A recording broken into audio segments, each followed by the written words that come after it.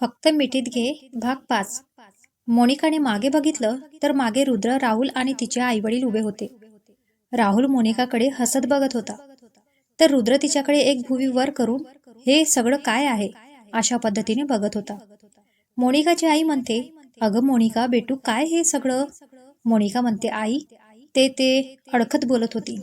अचानक ती पळत वर रूममध्ये निघून गेली. रुद्र म्हणतो, आई बाबा तुम्ही बसा, थोड्या वेळाने मोनिका चेंज करून खाली येते. मोनिका म्हणते, आई बाबा तुम्ही अचानक इथे?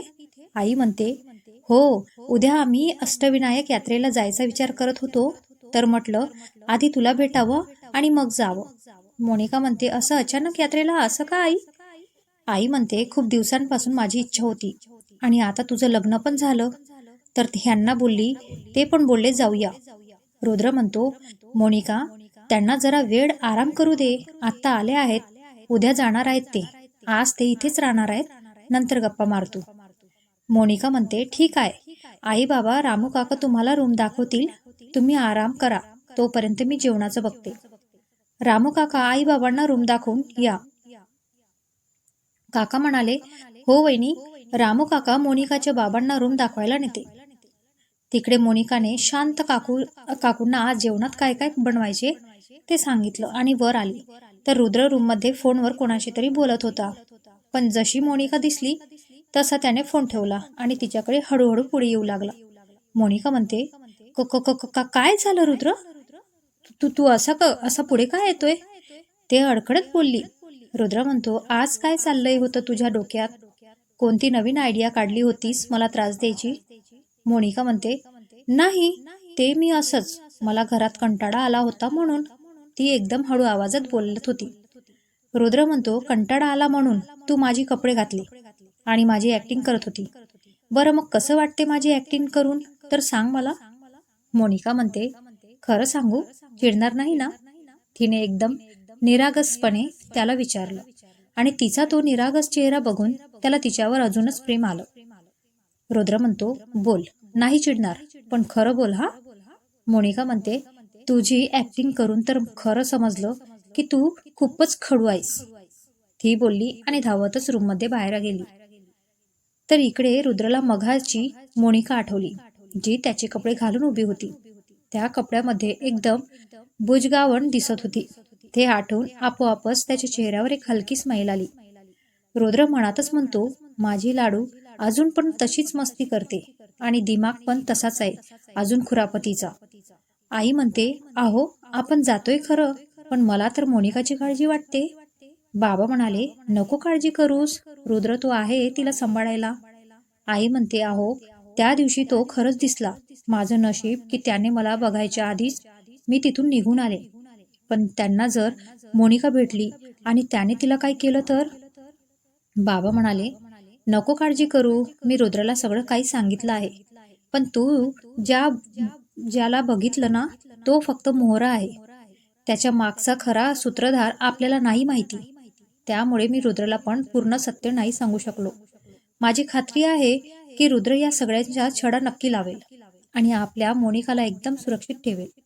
आई म्हणते, अहो जेव्हा सगळं सत्य समोर येईल तेव्हा मोनिकाला आपले सत्य सुद्धा कळेल ना. ती आपला राग तर करणार नाही ना, आणि रुद्र तिला व्यवस्थित सांभाळेल ना.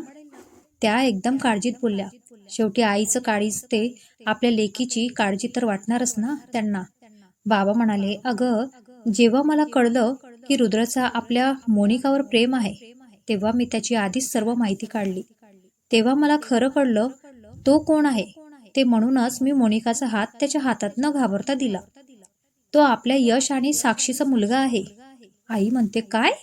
अहो हे सत्य तुम्ही माझ्यापासून का लपवलंस? बाबा म्हणाले, त्या घटनेनंतर रुद्राचा कुठेच पत्ता लागला नाही.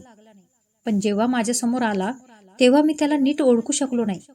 पण नंतर जेव्हा त्याच्या घरी आलो त्याला समजवायला की मोनिकापासून लांब राहा, तेव्हा मी यश आणि साक्षीची फ्रेम बघितली. तेव्हा मी त्याला विचारलं की हे कोण आहेत तुझे, तर त्याने आई वडील म्हणून सांगितले. तेव्हा मला समजले की हा रुद्र आहे. आई म्हणते, हो, पण जेव्हा लग्नाच्या वेळेस आलो तेव्हा मला कुठेच त्या दोघांची प्रेम दिसली नाही. बाबा म्हणाले, अगं तुला माहितीये ना मोनिकाला कसा त्रास होतो मीच सांगितलं होतं त्याला ती फ्रेम लपवून ठेवायला. आई म्हणते, हो ते बरं केलं त्याला आधीच सांगितलं, नाहीतर तिला किती त्रास होतो त्या भूतकाळाचा ते आपल्यालाच माहिती. बोलत होते तेवढ्यात मोनिका तिथे आली आणि बोलली, आई बाबा चला जेवायला, जेवण तयार आहे. तसे दोघे पण बोलले आणि खाली जेवायला आले. दुसऱ्या दिवशी आई आणि बाबा अष्टविनायक यात्रेला गेले. माहीत नाही का पण मोनिकाला दोघे काहीतरी लपवत आहे असं वाटत होतं. पण सगळे विचार दूर करून ती तयार झाली आणि हॉटेलमध्ये आली. श्री आणि रियासोबत हसून मिळून काम करू लागली. लंच ब्रेकमध्ये मोनिकाच्या डोक्यात परत खुरापती आली. तिने इथे पण रुद्रची ऍक्टिंग करायला सुरुवात केली. मोनिका म्हणते, सो तुम्ही नीट आहे का? मला इथे कामात अजिबात हलगर्जीपणा आवडत नाही. काम वेळेत आणि नीट झाले पाहिजे. नाही होत असेल तर तुम्ही जाऊ शकता.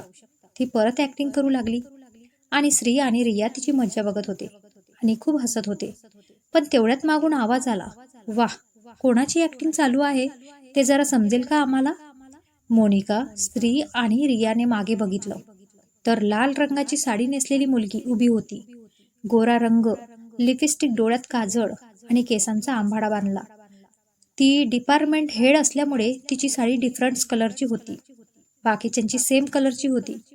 ती मुलगी म्हणाली, तर ही आहे मोनिका, न्यू आलेली आहे ना? नवीन येऊन तू खूप चांगलं काम करतेस असं ऐकलंय मी. स्त्री म्हणतो, जीविका अगं ये ना, बस आमच्यासोबत, टिफिन खा. जीविका म्हणते, नो थँक्स, माझं झालंय खाऊन. पण ही मोनिका कोणाची ऍक्टिंग करत होती? रिया म्हणते, नाही, ती तिच्या घरामधल्या कोणाची तरी ऍक्टिंग करत होती. ती सर्व करत बोलली. जीविका म्हणते, बरं ठीक आहे मग, पण तू न्यू आहेस म्हणून तुला सांगते, इथे रुद्र सर पासून लांब राहायचं. ते फक्त या जीविकाचे आहेत, समजलं? म्हणत ती तिथून निघून गेली. मोनिका म्हणते, ही कोण आहे ग? मेकअपची दुकान. श्री म्हणतो, ही जीविका, आपल्या अकाउंट डिपार्टमेंटची हेड. काही दिवस सुट्टीवर होती, आता आलीये परत. रुद्र सरवर तिचं प्रेम आहे. स्टाफ मधल्या कोणत्याच मुलीला ती त्यांच्याकडे बघू सुद्धा देत नाही. रिया म्हणते, आणि आपल्या स्टाफ मधल्या मुलांचं तिच्यावर क्रॅश आहे. आणि आपला हा श्री, त्याची पण क्रॅश आहे, किंवा क्रॅश पेक्षा जास्त काहीतरी. रिया हसतच बोलली. पण इथे श्रीचा चेहरा उतरला. हे मोनिकाने बरोबर बघितलं. काय झालं श्री? रिया म्हणते, मी सांगते, श्रीचं प्रेम आहे जीविकावर आणि त्याने एकदा तिला प्रपोज पण केलं. पण तिने त्याला सरळ नकार देण्याऐवजी त्याचा अपमान केला. पण आपला श्री अजून पण तिच्यावर प्रेम करतो. तिला तिच्या सौंदर्याचा खूप गर्व आहे. मोनिका म्हणते, असं आहे होय? श्री, एक दिवस ती नक्कीच तुझीच होईल. एक दिवस तिला नक्कीच तुझं प्रेम समजेल. मोनिका मनातच बोलली, ही चेटकनी माझ्या नवऱ्यापासून मलाच लांब राहायला सांगते होय? तुला तर बघायलाच पाहिजे या पार्टीनंतर. तिघे काम करायला गेले तर आज अचानक रुद्र हॉटेलमध्ये आला आणि त्याने सगळ्या स्टाफला बोलावलं. राहुल म्हणतो, परवा आपल्या हॉटेलमधल्या सगळ्या स्टाफला पार्टी देणार आहे रुद्र, तर त्याची तयारी करा. मोनिका म्हणते, परवा काय आहे ग रिया? रिया म्हणते, परवा त्यांच्या कोणीतरी खास व्यक्तीचा वाढदिवस असतो. दरवर्षी देतात सर पार्टी आणि स्वतः पण हाजीर असतात. नाहीतर सर कधीच थांबत नाहीत पार्टीसाठी. मोनिका म्हणते, ओके. इकडे जीविका रुद्रच्या सारखी मागे पुढे फिरत असते आणि ते बघून मोनिकाला राग येत असतो आणि मोनिकाची जेलोसी बघून रुद्रला मज्जा येत असते. तो तिला बघून गालातच हसत असतो. हे जीविका बघते आणि तिला मनातून मोनिकाचा खूप राग येतो. जीविका म्हणते, तुला बघितलं पाहिजे, पार्टी दिवशी बघते तुला, थांब. तुझा असा अपमान करेन की तू परत रुद्रकडे बघायचा विचार करणार नाहीस. तुझे मित्र सुद्धा तुझ्याशी मैत्री तोडतील. तर इकडे मोनिका मनातच बोलते, खूप हसू येते ना तुला रुद्र? बघते तुला, घरी ये फक्त. इकडे घरी आल्यावर मोनिका रुद्रकडे खुन्नसने बघत असते. रुद्र म्हणतो, असं बघू नकोस, प्रेमात पडशील माझ्या. मोनिका म्हणते, मी काही तुझ्या प्रेमात वगैरे पडत नाही. आणि ती जीविका एवढी का चिपकते रे तुला? रुद्र म्हणतो, मला काय माहिती, जा विचार तिला. पण तुला का राग येतोय तिचा एवढं? एक मिनिट, तू जेलस आहेस का? मोनिका म्हणते, मी का जेलस हो? फक्त एक सांगते, तिच्यापासून लांब राहा. स्त्रीला ती आवडते. आणि असं काय आहे, परवा तू ते एवढी मोठी पार्टी ठेवलीये? रुद्र म्हणतो, मी तर तिच्यापासून लांबच आहे. आणि माझ्या आईवडिलांचा लग्नाचा वाढदिवस आहे म्हणून पार्टी ठेवलीये. ते आता या जगात नाहीये आणि तू पण त्या जीविकापासून जरा लांब राहा, म्हणत तो तिथून निघून गेला आणि स्टडी रूममध्ये आला.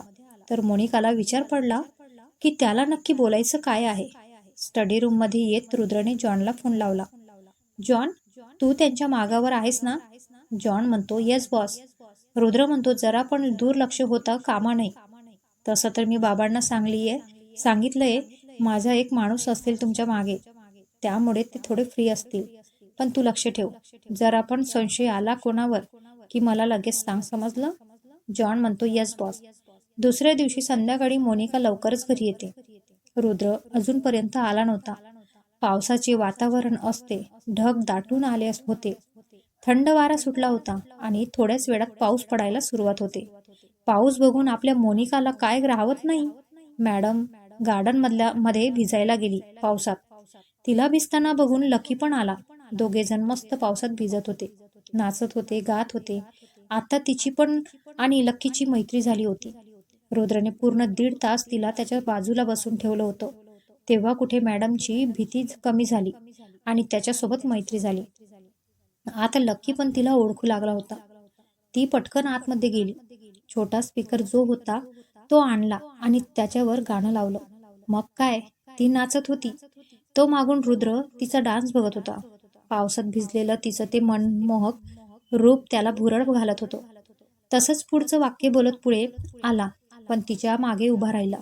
तो बोलत होता आणि ती त्याच्या डोळ्यात बघत होती. त्याच्या डोळ्यात फक्त तिला तिच्या प्रति प्रेम आणि काळजी दिसत होती.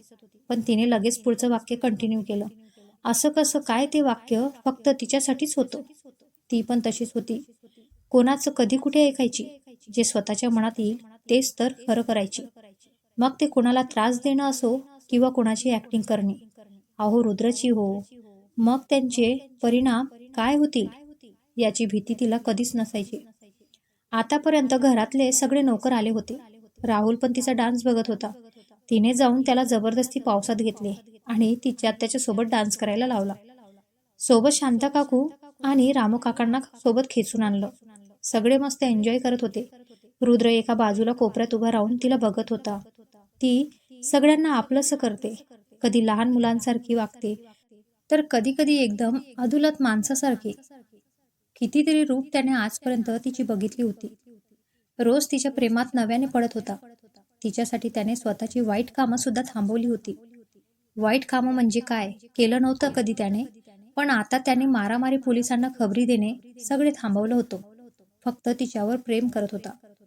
तिच्यासाठी तो काहीही करू शकतो. आता तिच्या जीवाला कोणताही धोका नको म्हणून त्याने सगळं थांबवलं होतं. आता तो फक्त आपल्या हॉटेलच्या बिझनेसवर लक्ष केंद्रित करत होता. खूप वेळ झाला. सगळे मजा मस्ती डान्स करत होते, पावसात भिजत होते. सगळ्यांच्या चेहऱ्यावर आनंद ओसळून वाहत होता आणि हे सगळं आपल्या मोनिकामुळे होतं. छोट्या छोट्या गोष्टीत आनंद शोधत होती. शेवटी खूप वेळाने रुद्र सर्वांना ओरडला आणि सगळ्यांना आतमध्ये पाठवलं. पण आपली मोनिका काय जायला तयार नव्हती. तिला अजून भिजायचं होतं. शेवटी रुद्राने तिला उचललं आणि एखादी वस्तू घ्यावी तशी तिला खांद्यावर घेतली आणि निघाला आतमध्ये. आणि इकडे मोनिका त्याला ओरडत होती, सोड मला, सोड रुद्र, मला जायचं ना पावसात भिजायला, मला भिजायचं अजून, मला जायचं. ती रडत होती. रुद्राला तिच्यावर खूप हसायला येत होतं. पण ती अचानक तो ऐकत नाही म्हणून मग त्याच्या पाठीवर हात मारू लागली आणि त्याचे केस खेचू लागली. तसा रुद्र कळवळला. तो तिला रूममध्ये घेऊन आला, तिला खाली उतरवलं आणि पहिले रूमचा दरवाजा लावला आणि मग तिच्याकडे वळला. ती अजून पण बाहेर जाण्यासाठी रडत होती. आता रुद्र म्हणतो, आता जर तू गप्प बसली नाहीस तर मी तुला किस करेन. तो तिला रागात बोलला आणि मोनिका एकदम गप्प बसली. ती पण हाताची घडी आणि तोंडावर बोट घालून बसली होती. तिची ही रिॲक्शन बघून त्याला हसायला चाललं, पण त्याने हसणं कंट्रोल करून तिला टॉवेल आणून दिला आणि परत उचलून बाथरूममध्ये ठेवला. रुद्र म्हणतो, आता गरम शॉवर घे आणि बाहेर ये, म्हणत तो बाहेर गेला. तिने गरम पाण्याचा शॉवर घेतला. बाहेर त्याने पण कपडे चेंज केले आणि कॉफी घेऊन आला. तोपर्यंत ती पण बाहेर आली. त्याने तिला पण कॉफी दिली. मोनिका म्हणते, रुद्र, मी उद्या काय घालू पार्टीमध्ये? रुद्र म्हणतो, उद्या सकाळी देईन तुला मी ड्रेस. मोनिका म्हणते, आणि मला जर तो नाही आवडला तर? रुद्र म्हणतो, तर मग मी तुला मॉलमध्ये घेऊन जाईल, मग घे तुला काय पाहिजे ते. मोनिका म्हणते, ठीक आहे. दुसऱ्या दिवशी रुद्रने तिला एक वन पीस ड्रेस आणून दिला, तर तिला तो नाही आवडला. म्हणून मग ती रुद्रला मॉलमध्ये घेऊन गेली. खरं तर तिला तो ड्रेस आवडला होता, पण तिला रुद्रला त्रास द्यायचा होता ना. तिने त्याला पूर्ण मॉल फिरवलं. एरवी गन दाखवून गुंड्यांना घाबरवणारा रुद्र जोशी, द डेव्हिल, आज बायकोच्या मागे मागे तिची शॉपिंग बॅग्स घेऊन फिरत होता. इसे ही तो प्यार कहते हैं जनाब. कोई कितना भी बड़ा आदमी क्यों ना हो, उसको प्यार के आगे झुकना ही पड़ता है. तसाच काही रुद्रसोबत झालेलं. साध्या पाण्याचा ग्लास त्याने जाळून कधी स्वतः घेतला नव्हता. त्याला नौकर आणून द्यायची, पण आज तोच रुद्र बायकोच्या शॉपिंगची बॅग उचलत होता. राहुल आणि त्याचे बॉडीगार्ड्स त्याच्याकडे बघत होते आणि हळूच हसत होते. आपल्या बॉसवर मोनिकाने भरपूर शॉपिंग केली. त्याने पण तिला अडवलं नाही की तू हे घेऊ नकोस, ते घेऊ नकोस म्हणून. ती ज्या गोष्टीवर बोट ठेवत होती ती गोष्ट तो खरेदी करत होता. मोनिका मॉलमध्ये सगळीकडे फिरत होती आणि तिच्या मागे रुद्र, आणि हे सगळं जीविकाने बघितलं. तिला आश्चर्य वाटलं आणि राग तेवढाच आला. जीविका म्हणाली, हिला आता बघितलंच पाहिजे, आजच्या पार्टीमध्ये बघते हिला. ती रागातच दात ओठ खात बोलली आणि तिथून निघून गेली. संध्याकाळी पार्टीमध्ये मोनिका रुद्रच्या आधीच आली. कोणाला माहित नव्हतं ना ती कोण आहे ते म्हणून. सिंपल लुक होता तिचा, तरी पण ती खूप सुंदर दिसत होती. श्री आणि रिया पण आले होते. रिया खूप सुंदर दिसत होती आणि श्री एकदम हँडसम. रिया म्हणते, मोनिका खूप सुंदर दिसतेस बेबो, आज किसी की तो विकेट जाएगी. मोनिका म्हणते, ए गप्प ग. श्री म्हणतो, हो ग, खूप सुंदर दिसते, बघ जरा आजूबाजूला बघ, सगळेच तुझ्याकडे बघताय. तसं तिने आजूबाजूला बघितलं तर खरंच सगळे तिच्याकडे बघत होते. थोड्याच वेळात सूट बुटातले काही माणसं आली. तसं सगळ्यांना कळलं, बॉस आला. त्या माणसांच्या मधून रुद्र आणि राहुल एकदम ॲटीत आले. सगळ्या मुलींच्या नजरा फक्त रुद्र रोखून राहिल्या होत्या. तो दिसत पण एवढा हँडसम होता. आपल्या मोनिकाची पण विकेट पडली त्याला बघून, आणि तिला बघून रुद्रची. जीविका पण आली होती. तिचा ड्रेसिंग बघून तर श्रीने तोंड जरा वाकडच केलं आणि मोनिका आणि रिया हसू लागल्या त्याच्या चेहरा बघून. जीविकाचे ड्रेस तिचं अंग प्रदर्शन जास्त करत होतं आणि मेकअपची आज तर फॅक्टरी घेतली वाटत होती. थोड्या वेळाने डान्ससाठी अनाऊन्स झालं. सगळे कपल डान्स करत होते. मोनिकाला भरपूर जण डान्ससाठी विचारत होते, पण ती नाही बोलत होती. रिया सिद्ध सोबत गेली होती. श्री पण तिथल्या एका मुलीसोबत गेला. आता जीविकाने रुद्रला विचारलं तर तो तिला नाही बोलला. रुद्रने येऊन मोनिकेच्या पुढे हात केला आणि तिला डान्ससाठी विचारलं. तसं ती हसतच बोलली आणि त्याच्यासोबत डान्स करायला गेली. आज चक्क रुद्र डान्स करतोय, ते पण कपल म्हणून. सगळ्यांच्या नजरा फक्त त्यांच्याकडेच होत्या आणि इथे जीविकाची जडफटाड होत होतं. थोड्या वेळाने सगळे जेवण करायला गेले तर जीविकाने मोनिकाच्या ड्रिंकमध्ये वेटरच्या मदतीने काहीतरी मिक्स केलं. ती पीत होतीच की तिथे रुद्र आला. रुद्र म्हणतो, miss Monica, give me drink please. ती तिथे एकटीच उभी होती म्हणून तो तिथे आला होता तिला त्रास द्यायला, पण तिने काहीच न बोलता त्याला ते ड्रिंक दिलं. पचका झाला त्याचा. ते ड्रिंक रुद्र प्यायला. जीविकाचा प्लॅन फ्लॉप झाला. थोड्या वेळाने रुद्र जरा गरगरल्यासारखं झालं म्हणून तो त्याच्या प्रायव्हेट रूममध्ये गेला आणि त्याने राहुलला फोन करून रूममध्ये मोनिकाला पाठवायला सांगितलं. तसा राहुल मोनिकाकडे आला. मोनिका सगळ्यांसमोर बोलत उभी होती. राहुल म्हणतो, मिस मोनिका, जरा बाजूला येते का, थोडं बोलायचं. तशी मोनिका सगळ्यांना एक्सक्यूज मी बोलत बाजूला गेली. मोनिका म्हणते, काय झालं राहुल? राहुल म्हणतो, रुद्रनी तुला बोलावलं रूममध्ये. आय थिंक त्याची तब्येत बरी नाही. मोनिका म्हणते, हो का, कुठे आहे रुद्र? मी जाते त्याच्याकडे. राहुल म्हणतो, मी सोडतो तुला तिथे. प्रायव्हेट सेक्शन आहे, तिथे कोणी नाही येणार. मोनिका म्हणते, मी येते त्यांना सांगून. मग मोनिका रिया आणि श्रीला घरी जरा अर्जंट जायचं सांगून निघाली आणि राहुल सोबत गेली. पण तिला राहुल सोबत जाताना जीविकाने पाहिलं. ती पण त्याच्या मागे गेली. तिने बघितलं तर मोनिका रुद्रच्या रूममध्ये गेली. आधी तिला राग आला, पण नंतर मी मनातच क्रूर हसली. इकडे मोनिकाने रूमवर नॉक केलं, तर 2 मिनिटात ती रूममध्ये खेचली गेली. रुद्रने तिला खेचलं आणि मिठीत घेतलं. रुद्र म्हणतो, खूप सुंदर दिसते डार्लिंग. तो तिच्या मानेत नाक घासत बोलला. त्याच्या अशा करण्यामुळे तिच्या अंगावर शहारे आले. मोनिका म्हणते, रुद्र काय करतोयस? रुद्र म्हणतो, चूप, आज काहीच बोलू नकोस. आज तुझ्या या रूपाने मला वेड लावलंय. मोनिका म्हणते, रुद्र मला वाटतं तू खूप ड्रिंक केलीये. तू झोप आता. म्हणत ती त्याला आतमध्ये घेऊन गेली. पण मध्येच रुद्र थांबला आणि तिला स्वतःकडे वळवत बोलला, तू खरंच खूप बोलतेस आता. आता ना तुला गप्प केलंच पाहिजे. मोनिका म्हणते, काय? ती बोलतच होती की रुद्रने तिच्या ओठांवर ओठ ठेवले आणि तिला पॅशनेटली किस करू लागला. आधी तर मोनिका खूप शॉक झाली. ती त्याला प्रतिकार करत होती, पण त्याच्या शक्तीपुढे ती खूप वीक होती. हळूहळू ती पण त्याच्या स्पर्शात विरघळू लागली आणि त्याला प्रतिसाद देऊ लागली. हळूहळू तिचे हात त्याच्या पाठीवर आणि केसात फिरू लागले.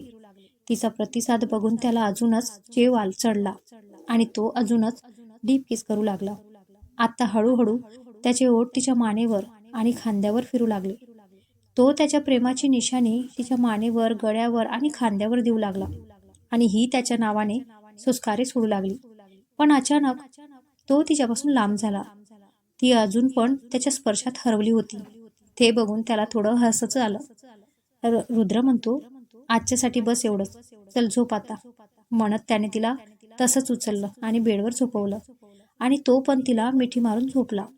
पण मोनिका तर तिच्या पहिल्या किस्सा विचार करत होती आणि आता सगळं घडलेलं आठवून तिच्या अंगावर शहारे येत होते. खरं तर त्याने त्याच्या भावना कंट्रोल केल्या होत्या. त्याला माहीत होतं ती फक्त त्याच्या स्पर्शात विरघळते. तिचं जेव्हा खरंच त्याच्यावर प्रेम होईल आणि ती जेव्हा स्वतः पुढाकार घेईल तेव्हा तो तिला सोडणार नाही. थोड्याच वेळात दोघे पण एकमेकांना मिठीत शांत झोपले. सकाळी बाहेर खूप आवाज येऊ लागला. त्या आवाजाने मोनिकाला जाग आली म्हणून ती बाहेर आली, तर सटाक मोनिकाला कोणीतरी कानाखाली मारली. तुम्हाला काय वाटतं, कोणी मारली असेल मोनिकाला कानाखाली? तर कमेंटमध्ये कळवा. पाहूया पुढील भागात कोण असेल मारणारा. आणि व्हिडिओ आवडला असेल तर व्हिडिओला लाईक आणि शेअर करा. चॅनलवरती पहिल्यांदा भेट दिली असेल तर आपल्या ह्या चॅनलला सबस्क्राईब करा, जेणेकरून माझ्या व्हिडिओची नोटिफिकेशन तुमच्यापर्यंत पोहोचतील. तर आपल्या ह्या चॅनलला सबस्क्राईब करायला विसरू नका. भेटूया आपण पुढील भागात. धन्यवाद.